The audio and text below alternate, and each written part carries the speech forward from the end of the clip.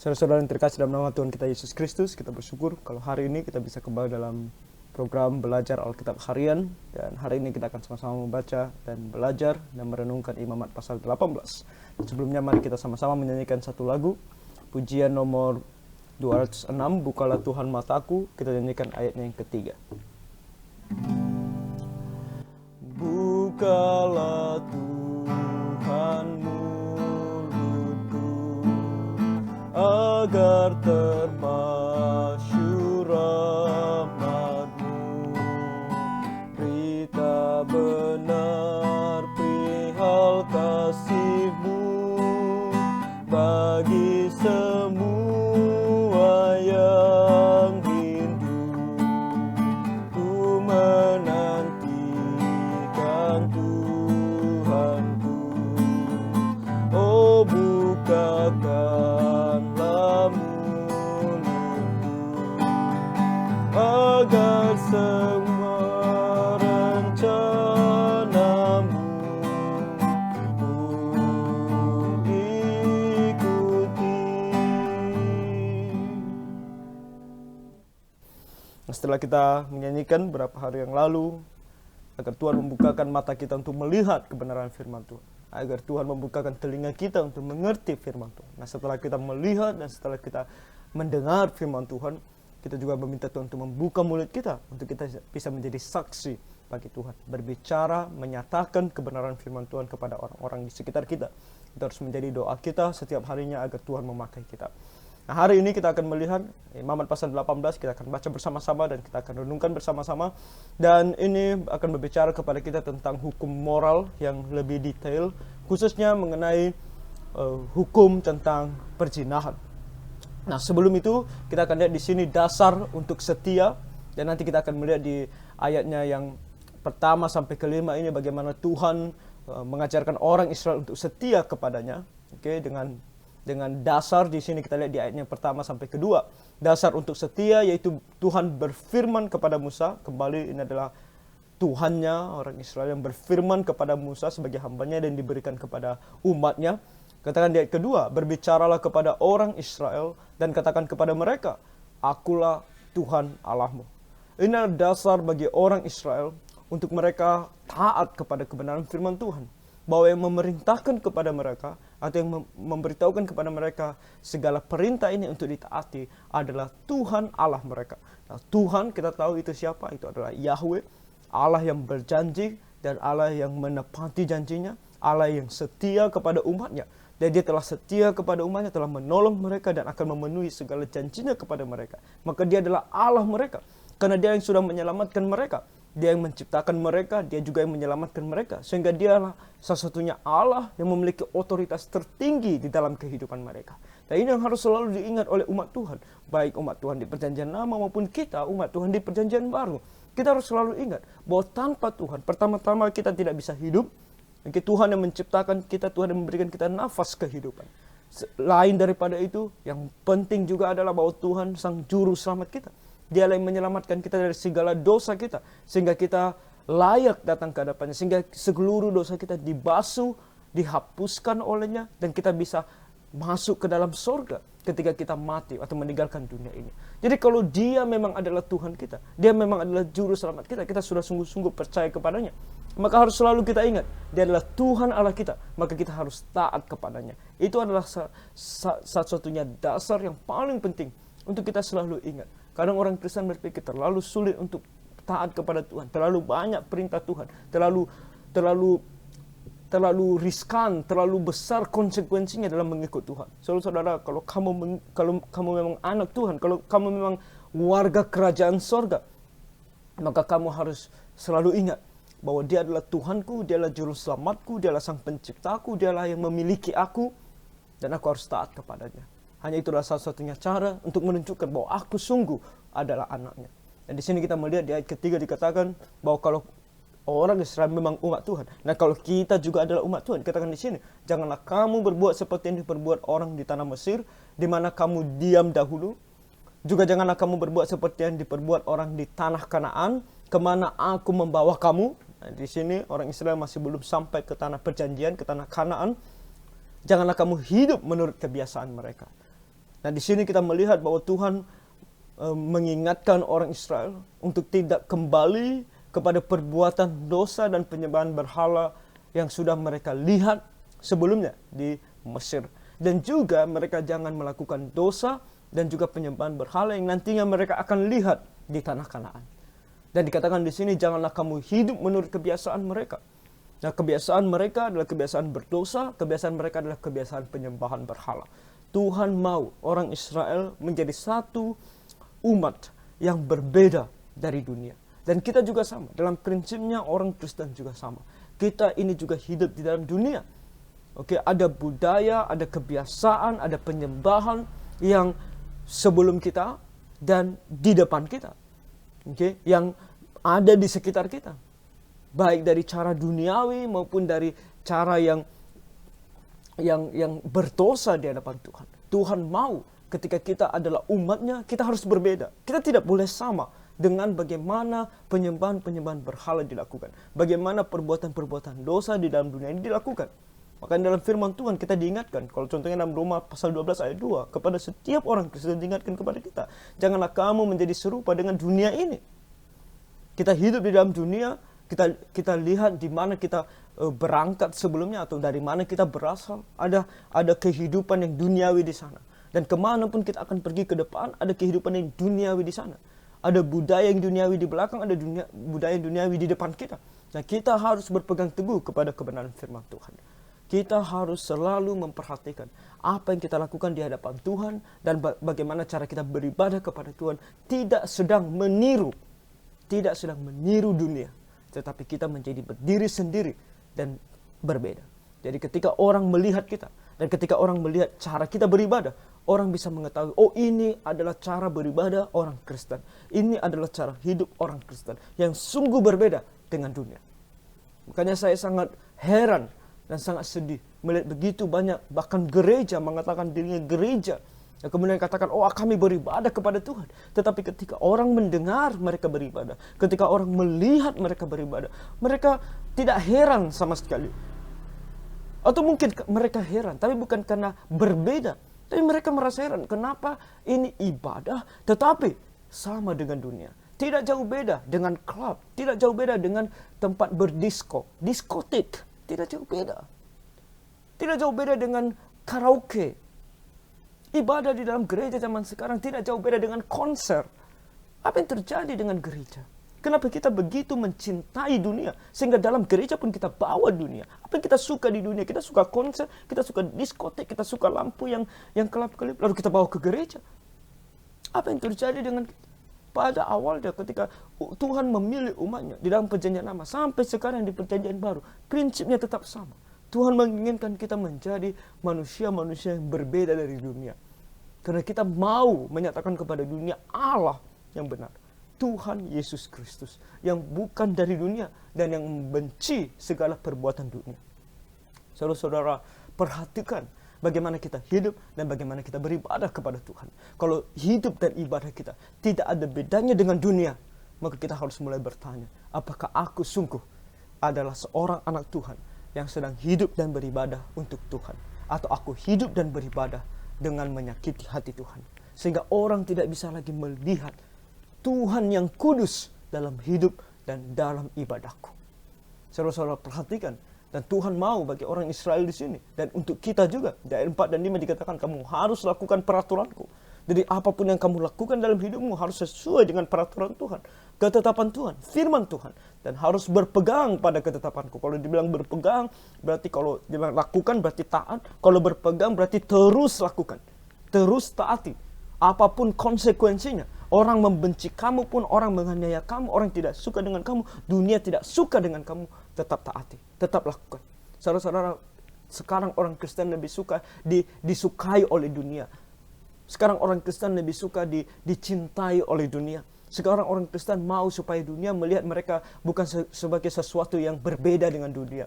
Sehingga orang Kristen bahkan gereja banyak sekali hamba Tuhan yang mengatakan, oh mari kita bawa segala hal yang ada dalam dunia dalam gereja, supaya orang dalam dunia masuk ke dalam gereja, mereka tidak terkejut, mereka tidak merasa aneh, mereka tidak merasa asing. Apa yang terjadi dengan dunia? Kita harus berpegang teguh pada kebenaran firman Tuhan, pada kekudusannya Tuhan. Sehingga kalaupun orang dunia datang dan mereka merasa terganggu, mereka merasa ini adalah sesuatu hal yang berbeda dengan dunia, bahkan mereka tidak suka dengan itu, biarkan begitu. Karena kita harus berpegang pada kebenaran firman Tuhan. Kita bukan orang yang harus kompromi sana sini, mengkomunikasikan sana sini hanya karena apa yang kita mau. Saudara-saudara, di sini kata Tuhan kepada kita, baik kepada orang Israel dan kepada kita juga umat Tuhan. Pada zaman sekarang masih sama prinsipnya. Kalau kita adalah anak Tuhan, kalau memang Tuhan adalah Allah kita, maka kita harus melakukannya, menaati firman Tuhan, berpegang teguh kepadanya dengan hidup menurut semuanya itu. Jadi hidup menurut semuanya itu adalah aplikasinya. Menaati dan berpegang teguh digabungkan menjadi satu dan hidup di dalamnya. Artinya, kalau dibilang hidup di dalamnya, segala aspek dalam hidup kita. Kalau kita ini masih bernafas, ketika kita masih bernafas, segala hal yang kita lakukan, baik dalam kehidupan kita sehari-hari, maupun dalam ibadah kita kepada Tuhan, harus sesuai dengan perintah Tuhan, harus sesuai dengan firman-Nya.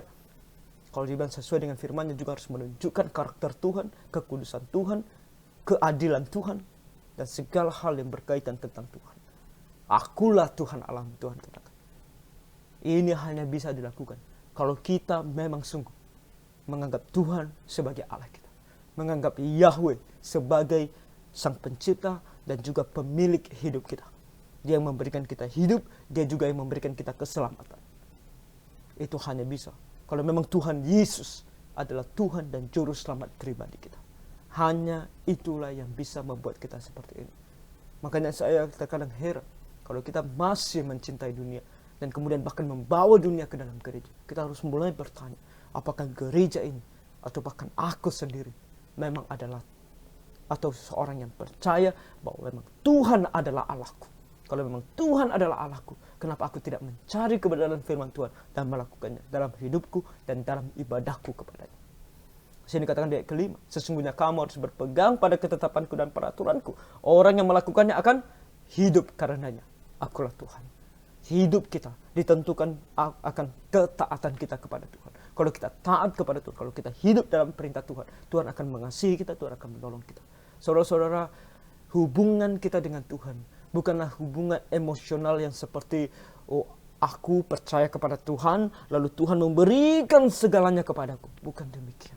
Hubungan kita dengan Tuhan adalah Tuhan mengasihi kita dan Tuhan mau kita mengasihi Dia. Ketika kita sudah mengasihi Dia dengan taat, dengan berpegang pada perintahnya, dengan hidup di dalam semua kebenaran firman-Nya, maka Tuhan katakan, carilah dahulu kerajaan Allah serta kebenarannya, maka semuanya itu akan ditambahkannya kepadamu. Hal-hal yang bersifat duniawi, hal-hal duniawi di sini bukan yang berdosa ya, tapi hal-hal yang bersifat jasmani, kebutuhan kita, Tuhan tahu dalam mencukupkannya. Tuhan mau memberikannya kepada kita. Tapi yang dia tuntut daripada kita bukannya hanya sekedar meminta berkat setiap harinya tanpa berusaha untuk melakukan apa yang benar. Tapi yang dia tuntut kepada kita adalah terkadang kita harus lupakan yang namanya meminta berkat. Tapi yang paling penting berfokus untuk mencari kerajaan Allah serta kebenarannya. Melakukannya dalam kehidupan kita. Maka yang lain itu Tuhan katakan, jangan khawatir, Dia akan cukupkan bagi kita. Itulah hidup kita sebagai orang Kristen. Karena dengan begitu kita akan hidup di hadapan Tuhan. Akulah Tuhan. Keselamatan kita untuk masuk surga memang anugerah daripada Allah. Tuhan memberikan kita iman untuk percaya kepada Tuhan Yesus. Tapi iman yang diberikan kepada kita, itu akan nampak juga dalam buahnya. Yaitu perbuatan kita yang berkenan kepada yang sesuai dengan firman-Nya. Kalau kita tidak bisa taat kepada kebenaran firman Tuhan, kita harus mulai bertanya, apakah aku sungguh mempunyai iman? Jangan-jangan tidak, dan jangan-jangan aku akan mati dalam api neraka. Kalau kita sudah bertanya itu bukan waktunya kepada kita untuk mengatakan, oh aku tidak punya iman, oke aku tinggalkan Tuhan. Bukan demikian. Tapi sungguh datang kepada Tuhan. Meminta kepada Tuhan, Tuhan berikan aku iman itu. Tolong aku, selamatkan aku bagimu. Berikan aku iman itu. Dan setelah Dia berikan kamu iman, minta kepadanya, biarlah iman yang engkau berikan ini kepadaku. Dengan bantuan pertolongan Roh Kudus-Mu, memampukan aku untuk bisa hidup kudus di hadapan-Mu. Baik dalam kehidupanku sehari-hari maupun dalam ibadahku kepadamu. Tuhan kiranya menolong kita semua. Kita lanjutkan di ayat ke-6. Dikatakan kepada kita, siapapun di antaramu janganlah menghampiri seorang kerabatnya yang terdekat untuk menyingkapkan auratnya. Akulah Tuhan. Nah, dari ayat 6 sampai 18 ini kita akan sama-sama melihat tentang hukum yang lebih detail mengenai jangan berzina. Dan ini lebih ke arah perzinahan yang terjadi di dalam keluarga. Oke, Di ayat 6 dikatakan tadi kerabatnya yang terdekat, berarti saudara, yang merupakan saudara. Jangan menyingkapkan aurat. Nah, menyingkapkan aurat di sini adalah suatu kelakuan dalam mau melihat bagian intim dari seseorang, dan tentu dengan tujuan juga untuk melakukan hubungan badan layaknya suami dan istri. Itu yang dimaksudkan di sini. Jadi tidak dengan keluarga, itu yang dimaksudkan. Jangan dengan kerabatmu, dengan keluargamu. Katakan di ayat ke-7 dan ke-8, janganlah kau singkapkan aurat istri ayahmu, karena ia hak ayahmu, dia ibumu, jadi janganlah singkapkan auratnya. Jadi ini untuk ibu kandung. Jangan bersetubuh dengan ibu kandung. Ayat ke-8, dengan ibu tiri, janganlah kau singkapkan aurat seorang istri ayahmu, karena ia hak ayahmu. Nah, ini tertuju kepada perempuan yang merupakan ibu tiri bagimu. Jadi ini juga tentu diterapkan sebaliknya, baik itu kepada ayah kandung maupun kepada ayah tiri. Kemudian di ayat 9 dan 10 dikatakan mengenai aurat saudaramu perempuan, anak ayahmu atau anak ibumu, baik yang lahir di rumah ayahmu maupun yang lahir di luar, janganlah kau singkapkan auratnya. Jadi ini saudara kandung. Kemudian mengenai aurat anak perempuan dari anakmu laki-laki atau anakmu perempuan, janganlah kau singkapkan auratnya, karena dengan begitu engkau menodai keturunanmu. Dan ini kepada cucu. Jangan bersetubuh atau melakukan hubungan badan dengan cucu, atau menikah dengan cucu atau saudaramu perempuan. Kemudian ayat 11 dikatakan mengenai aurat anak perempuan dari seorang istri ayahmu yang lahir pada ayahmu sendiri, janganlah kau singkapkan auratnya, karena ia saudaramu perempuan. Nah, ini tertuju kepada saudara tiri. Ungkapan seorang istri dari ayahmu lebih kepada istri dari ayahmu yang bukan ibu kandungmu. Jadi ini saudara tiri. Dan kemudian ayat 12, 13, dan 14 dikatakan sini, janganlah kau singkapkan aurat saudara perempuan ayahmu, berarti tantemu, saudara perempuan dari ayahmu, karena ia kerabat ayahmu. Kemudian janganlah kau singkapkan aurat saudara perempuan ibumu, berarti tante dari ibumu, karena ia kerabat ibumu. Dan janganlah kau singkapkan aurat istri saudara laki-laki ayahmu. Jadi janganlah kau hampiri istrinya, karena ia istri saudara ayahmu. Itu om atau tantemu atau pamanmu atau bagaimanapun kamu menyebutnya, saudara ayah atau ibumu, dan pasangan mereka. Istri atau suami mereka.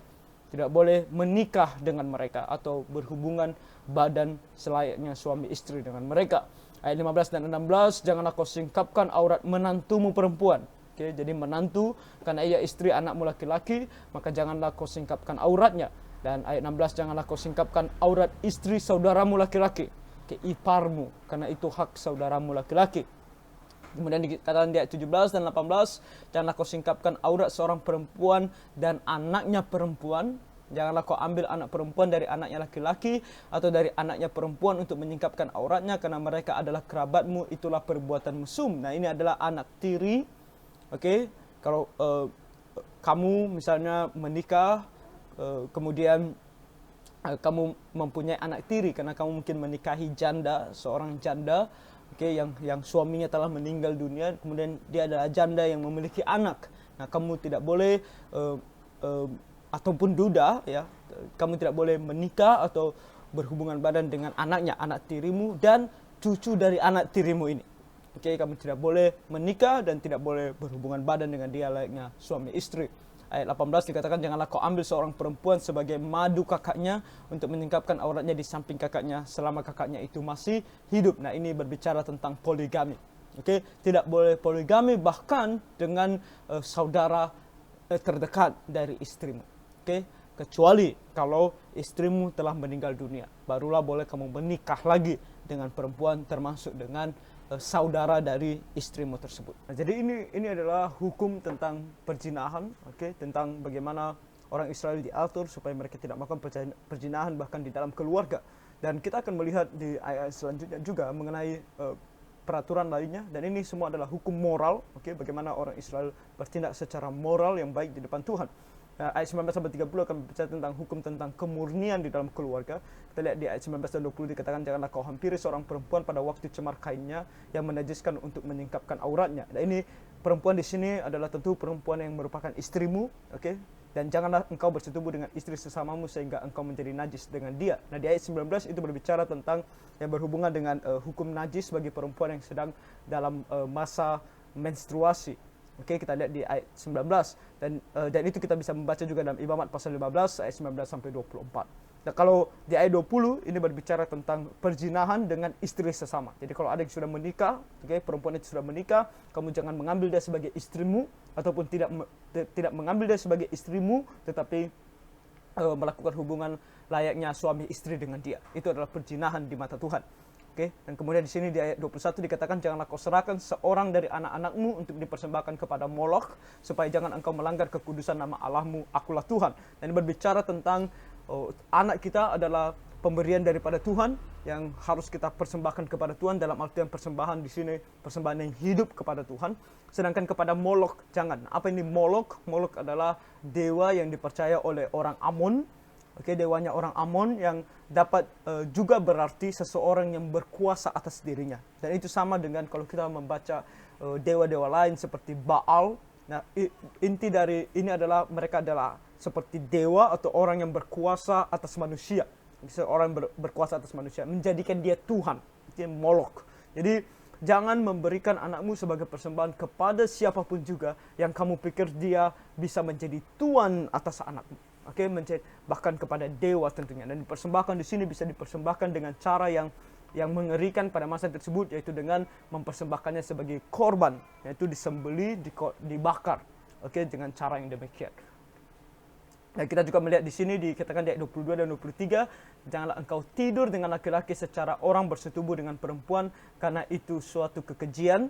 Janganlah engkau berkelamin dengan binatang apapun sehingga engkau menjadi najis dengan binatang itu. Seorang perempuan janganlah berdiri di depan seekor binatang untuk berkelamin, karena itu suatu perbuatan keji.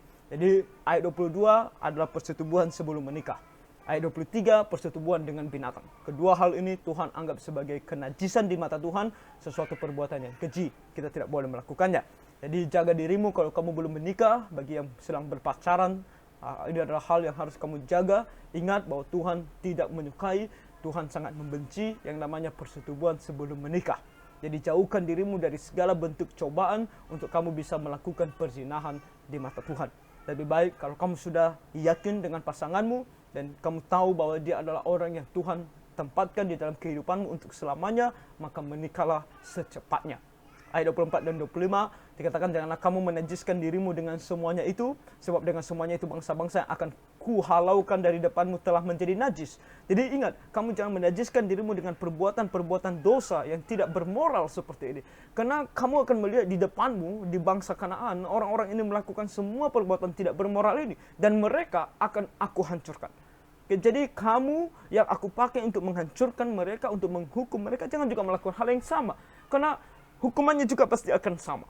Apa yang mereka dapatkan, akan kamu dapatkan kalau kamu pun melakukan dosa yang sama seperti yang mereka lakukan. Dan di ayat 25 dikatakan, negeri itu telah menjadi najis, dan aku telah membalaskan kesalahannya kepadanya, sehingga negeri itu memuntahkan penduduknya. Banyak orang berpikir bahwa Allah di perjanjian lama adalah Allah yang jahat, karena dia memakai bangsa Israel untuk menghancurkan begitu banyak bangsa. Nah ini bukan dilakukan oleh Tuhan tanpa dasar. Tuhan berkata bahwa dosa mereka sudah penuh. Penduduk di dalam tanah tersebut atau di atas tanah tersebut adalah orang-orang yang tidak mau mendengarkan suara Tuhan. Dan mereka tidak mau bertobat dari segala dosa mereka. Mereka terus melakukan apa yang keji di mata Tuhan. Dan mereka tidak mau bertobat. Jadi inilah waktu di mana mereka dihukum. Sama seperti Sodom dan Gomora. Tuhan hukum oleh karena kekejian yang mereka lakukan di mata Tuhan. Demikian juga dengan orang Kanaan. Ketika bangsa Israel masuk ke tanah Kanaan dan memusnahkan semua orang ada di sana, itu bukan karena Tuhan tidak mengasihi mereka, tapi karena Tuhan bertindak di sana sebagai hakim yang adil dalam putusannya, dalam hukumannya. Mereka sudah diberikan kesempatan untuk bertobat, tapi mereka tidak mau bertobat. Mereka kali ini harus dihukum. Jadi itu yang dimaksudkan Tuhan di sini. Tuhan membalaskan kesalahan mereka kepada mereka. Di ayat 26 dan 27 dikatakan di sini, tapi kamu ini haruslah tetap berpegang pada ketetapanku dan peraturanku, dan jangan melakukan sesuatu pun dari segala kekejian itu, baik orang Israel asli maupun orang asing yang tinggal di tengah-tengahmu. Karena segala kekejian itu telah dilakukan oleh penghuni negeri yang sebelum kamu, sehingga negeri itu sudah menjadi najis. Maksudnya orang Israel asli dan orang asing yang tinggal di tengah-tengahmu, berarti orang asing ini adalah orang-orang yang mau menjadi orang Yahudi, orang yang mau taat kepada peraturan Yahudi, orang yang mau menjadi umat Allah, walaupun mereka bukan dari bangsa Israel. Ingat, fungsi utama bangsa Israel adalah menjadi saksi Tuhan. Jadi kalau ada orang dari luar Israel yang mau percaya kepada Tuhan, mereka menjadi bagian dari orang Israel. Dan itu yang disebut di sini sebagai seorang asing yang tinggal di tengah-tengah mereka. Dan Tuhan mau supaya mereka menjauhkan diri dari segala kekejian yang mereka akan lihat, budaya, ajaran yang keji, yang tidak sesuai dengan kebenaran firman Tuhan yang terdapat di bangsa-bangsa yang tidak percaya kepada Tuhan. Di ayat 28 dan 29 dikatakan supaya kamu jangan dimuntahkan, sama seperti orang Kanaan tadi, dimuntahkan oleh negeri itu apabila kamu menajiskannya, seperti telah dimuntahkannya bangsa yang sebelum kamu. Ingat, kamu tidak melakukan apa-apa untuk menciptakan tanah tersebut. Begitu dengan orang Kanaan, mereka tidak membuat apa-apa. Tuhan yang menciptakan langit dan bumi beserta segala isinya, termasuk orang Kanaan. Tuhan tempatkan orang Kanaan di tanah tersebut. Tapi mereka di dalam tanah tersebut telah melakukan hal yang keji di mata Tuhan. Jadi Tuhan menghalau mereka semua dengan menggunakan bangsa Israel. Tapi kalau bangsa Israel yang sekarang ditempatkan di tanah tersebut juga melakukan dosa yang sama di mata Tuhan, maka Tuhan juga akan menghalau mereka dengan memakai bangsa yang lain. Dan itu terjadi sebenarnya dalam sejarah Israel. Nanti kalau kita terus membaca firman Tuhan, kita akan tahu bagaimana Israel akan dijajah, akan dihalau oleh bangsa-bangsa lain. Ada Babel, ada Persia, ada Medo-Persia, ada Yunani, ada bahkan Romawi sampai kedatangan Tuhan Yesus. Dan kemudian di tahun 70 oleh bangsa Romawi juga, mereka dihalau dari bangsa mereka karena mereka tidak mau percaya kepada Tuhan.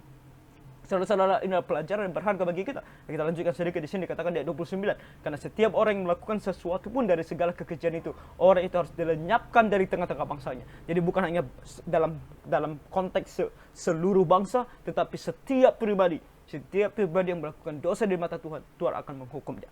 Dikatakan di sini di ayat 30, dengan demikian kamu harus tetap berpegang pada kewajibanmu terhadap aku, dan jangan kamu melakukan suatu dari kebiasaan yang keji itu yang dilakukan sebelum kamu, dan jangan kamu menajiskan dirimu dengan semuanya itu. Akulah Tuhan Allahmu. Demi kebaikan dan kehidupanmu sendiri, kamu harus menjauhkan dirimu dan jangan melakukan. Di sini dikatakan bahkan kebiasaan yang keji itu. Nah, di dalam dunia ini segala hal yang dilakukan manusia itu bisa menjadi sebuah kebiasaan, dan kebiasaan itu bisa menjadi sebuah budaya itu bisa menjadi sebuah adat, dan itu bisa adalah hal-hal yang tidak berkenan kepada Tuhan, yang tidak sesuai dengan firman-Nya. Nah, kita bukan menjadi orang yang betul-betul menghilangkan yang namanya kebiasaan, budaya, adat di dalam kehidupan kita. Karena bagaimanapun juga, dimanapun kita berada, pada waktu kapanpun juga, kita semua sedang hidup dalam budaya tertentu, dengan kebiasaan tertentu. Baik dari cara kita berpakaian, baik dari cara kita berbicara, itu adalah budaya. Bagaimana kita hidup, rumah kita bentuknya seperti apa, itu merupakan kebiasaan, yaitu merupakan budaya. Tapi yang kita harus jauhkan adalah budaya, kebiasaan, adat yang berdosa, yang tidak sesuai dengan kebenaran firman Tuhan. Kalau sebuah budaya dilakukan, atau sebuah adat dilakukan untuk penyembahan kepada berhala, itu tidak boleh kita lakukan lagi. Tapi kalau adat itu hanya untuk kelangsungan hidup bersama tanpa melakukan penyembahan kepada berhala, hanya sekedar untuk saling menghormati satu dengan lainnya, dan untuk saling mengasihi satu dengan lainnya, maka itu adalah hal yang boleh kita lakukan. Dalam budaya, dalam kebiasaan, dalam adat istiadat, ada hal-hal yang baik yang berkenan kepada Tuhan yang sesuai dengan firman-Nya. Tapi ada juga yang buruk, maka kita harus tinggalkan hal yang buruk dan hanya mengambil hal yang baik yang boleh kita jalankan sesuai dengan kebenaran firman Tuhan. Jadi hati-hati dalam kehidupan kita sehari-hari. Selalu ingat, di sini dikatakan budaya yang berdosa. Yang saya ambil yang mungkin bisa kita renungkan, budaya yang berdosa adalah budaya yang mendatangkan malapetaka. Tuhan benci, Tuhan tidak suka, Tuhan marah. Mari kita perhatikan segala hal yang ada dalam hidup kita, baik itu kebiasaan dari luar maupun kebiasaan dari dekat kita sendiri, baik itu bahkan dari keluarga kita sendiri. Ada kebiasaan-kebiasaan tertentu dalam keluarga yang terkadang tidak sesuai dengan kebenaran firman Tuhan. Nah, kalau kita sudah menjadi orang Kristen, kalau kita ini anak Tuhan, kita harus taat kepada kebenaran firman Tuhan, bukan lagi taat kepada kebiasaan-kebiasaan yang bahkan menentang kebenaran firman Tuhan. Makanya di sini dikatakan baik itu kebiasaan dari luar maupun kebiasaan dari dekat kita sendiri. Kalau itu adalah rupa-rupa dosa, mari kita tinggalkan, mari kita jauhi, jangan lakukan. Maksudnya. Dan dalam kehidupan kita, budaya termasuk dalam hal budaya musik, contohnya genre musik. Dalam generasi ke generasi, musik itu berubah. Pada zaman dahulu mungkin orang lebih suka musik yang bermacam seperti ini. Dalam masa sekarang orang lebih suka yang seperti ini. Makanya muncullah genre musik yang berbeda-beda. Ada yang namanya rock and roll, jazz, blues, pop, segala macam genre musik. Dan itu semua dari generasi ke generasi berubah, trennya berubah. Dan itu adalah budaya, itu adalah kebiasaan. Nah, kita harus memilih mana yang benar, mana yang tidak benar. Mana yang bisa kita pakai untuk kemuliaan nama Tuhan, mana yang hanya menunjukkan keduniawian yang tidak boleh kita pakai untuk memuliakan nama Tuhan. Nah, itu harus selektif. Kita harus menjadi orang Kristen yang selalu memperhatikan bahwa hidup kita ini tidak sedang mencontoh dunia, tapi dunia sedang melihat kita yang berbeda. Dan kalau Tuhan bermurah hati, mereka bisa berubah untuk menjadi anak-anak Tuhan. Ingatlah, di dalam Roma 12 ayat 2 dikatakan kembali, janganlah kamu menjadi serupa dengan dunia ini, tetapi berubahlah oleh pembaruan budimu, sehingga kamu dapat membedakan manakah kehendak Allah, apa yang baik, yang berkenan kepada Allah, dan yang sempurna. Sama dalam perjanjian lama dan juga dalam perjanjian baru, Tuhan selalu mau kita untuk memperhatikan perintahnya dan kemudian merubah kehidupan kita sesuai dengan firman-Nya. Segala budaya, segala kebiasaan yang dulu ada dalam hidup kita yang tidak sesuai dengan kebenaran firman Tuhan harus diubah dan menjadi serupa dengan kebenaran firman Tuhan. Segala kebiasaan yang ada di dunia yang tidak ada dalam firman Tuhan, yang bahkan menentang kebenaran firman Tuhan, jangan kita ambil, jangan kita contohi, dan kemudian kita katakan ini untuk Tuhan. Tidak bisa. Tuhan mau kita melakukan dua hal ini. Secara aktif merubah diri sesuai dengan kebenaran firman Tuhan, dan secara pasif menolak semua ajaran dari luar yang tidak sesuai dengan kebenaran firman Tuhan. Barulah kita bisa tenang hidup bersama dengan Tuhan, di mana Tuhan akan menjadi Allah kita, dan kita akan selalu disertai dan ditolong oleh Tuhan dalam kehidupan kita, baik dalam keadaan baik, dalam keadaan senang, maupun dalam keadaan susah. Tuhan akan selalu bersama dengan kita. Tuhan akan selalu menolong kita. Demikianlah hidup kita akan selalu bersama dengan Tuhan, penuh dengan damai sejahtera dalam keadaan apapun. Jadi kiranya Tuhan menolong kita semua. Tuhan memberkati.